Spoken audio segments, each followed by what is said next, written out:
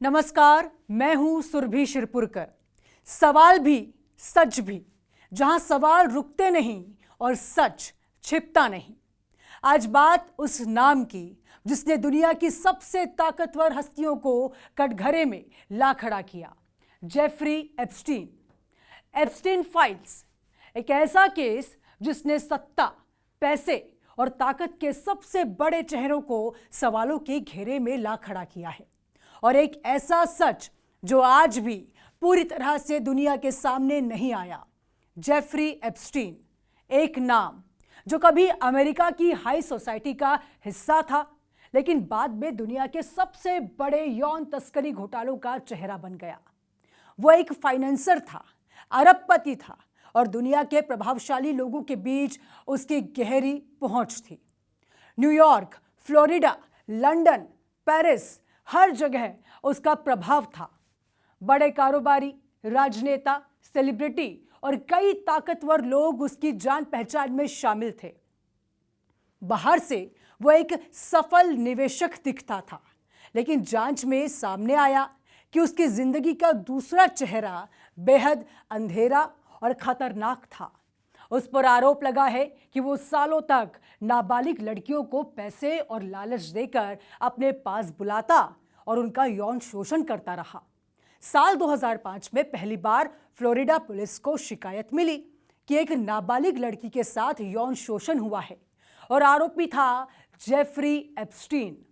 जांच शुरू हो गई और धीरे धीरे सामने आया कि ये कोई एक घटना नहीं है, बल्कि एक संगठित पैटर्न था। कई लड़कियों ने बयान दिया कि उन्हें मसाज के बहाने बुलाया जाता, पैसे दिए जाते और उनका यौन शोषण किया जाता। लेकिन इस केस का सबसे बड़ा मोड़ आया साल 2008 में, जब एप्स्टीन पर गंभीर आरोप होने के बावजूद उसे बेहद हल्की सजा मिली। एक गुप्त कानूनी समझौते के तहत फेडरल केस हटा दिया गया और उसे सीमित सजा दी गई, वो भी ऐसी सजा जिसमें उसे दिन में जेल से बाहर रहने की अनुमति दी गई। इस डील ने दुनिया को चौंका दिया और सवाल उठे कि आखिर एप्स्टीन को बचाया किसने और क्यों। जांच के दौरान एप्स्टीन की एक डायरी भी सामने आई है, जिसे लिटिल ब्लैक बुक कहा गया है। इसमें सैकड़ों बड़े नामों के संपर्क दर्ज थे। हालांकि किसी का नाम इस डायरी में होना अपराध साबित नहीं करता, लेकिन इससे यह जरूर साफ हुआ है कि एप्स्टीन का नेटवर्क बेहद बड़ा और प्रभावशाली रहा है। इस दौरान उसका निजी द्वीप लिटिल सेंट जेम्स भी चर्चा में आया। कई पीड़ितों ने आरोप लगाया कि उन्हें इस द्वीप पर ले जाया गया है और वहां उनका शोषण भी हुआ। मीडिया ने इसे पेडोफाइल आइलैंड तक कहा है। ये वही जगह थी जहां कथित तौर पर हाई प्रोफाइल लोग आते जाते थे, और यहीं से इस केस ने अंतर्राष्ट्रीय ध्यान खींचा। साल 2019 में यह मामला फिर खुला और जेफरी एप्स्टीन को दोबारा गिरफ्तार किया गया। इस बार आरोप बेहद गंभीर थे, नाबालिग लड़कियों की सेक्स ट्रैफिकिंग। दुनिया को लगा कि अब इस नेटवर्क की पूरी सच्चाई सामने आएगी, लेकिन 10 अगस्त 2019 को न्यूयॉर्क की जेल में एप्स्टीन मृत पाया गया। आधिकारिक रिपोर्ट ने इसे आत्महत्या बताया, लेकिन सवाल आज भी खत्म नहीं हुए। इतने हाई प्रोफाइल कैदी की निगरानी में चूक कैसे हुई? जेल के कैमरे बंद क्यों थे और सुरक्षा कर्मी मौजूद क्यों नहीं थे? इन सवालों ने इस केस को और भी रहस्यमय बना दिया।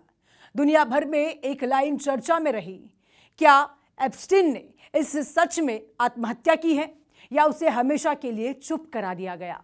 एप्स्टीन की करीबी सहयोगी घिस्लेन मैक्सवेल पर आरोप लगा है कि वो लड़कियों को फंसाने और इसे पूरे नेटवर्क को चलाने में उसकी मदद करती रही। साल 2021 में उसे दोषी ठहराया गया और 20 साल की सजा सुनाई गई, लेकिन इसके बाद भी सवाल खत्म नहीं हुए।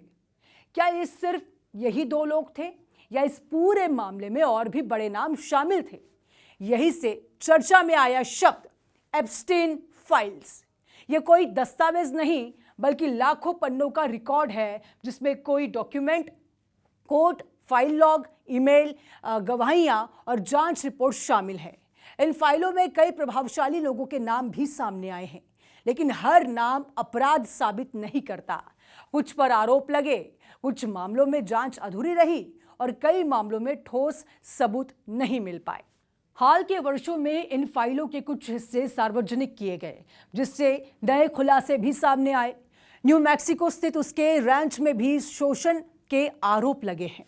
बैंकिंग सिस्टम की भूमिका पर सवाल उठे और जांच एजेंसियों ने कई संभावित लिंक की जांच की। हालांकि अब तक ऐसा कोई निर्णायक सबूत सामने नहीं आया जिससे यह साबित हो सके कि एप्स्टीन किसी बड़े अंतर्राष्ट्रीय साजिश नेटवर्क का हिस्सा था। लेकिन शक और रहस्य आज भी कायम है। यही वजह है कि यह केस सिर्फ एक अपराध की कहानी नहीं, बल्कि सत्ता, प्रभाव और सच्चाई के बीच छिपे उस अंधेरे की कहानी बन गया है, जिसे दुनिया आज भी पूरी तरह से समझ नहीं पाई है। आज भी सबसे बड़ा सवाल यही है, क्या जेफरी एप्स्टीन सिर्फ एक अपराधी था, या वो ऐसे राज जानता था जो दुनिया के कई ताकतवर लोगों को बेनकाब कर सकते थे? क्या उसकी मौत के साथ कई सच्चाइयां भी दफन हो गई है, या फिर पूरी कहानी अभी सामने आना बाकी है? एप्स्टीन फाइल्स आज भी खुल रही हैं, लेकिन रहस्य अभी खत्म नहीं हुआ। सच क्या है, ये सवाल आज भी दुनिया के सामने खड़ा है।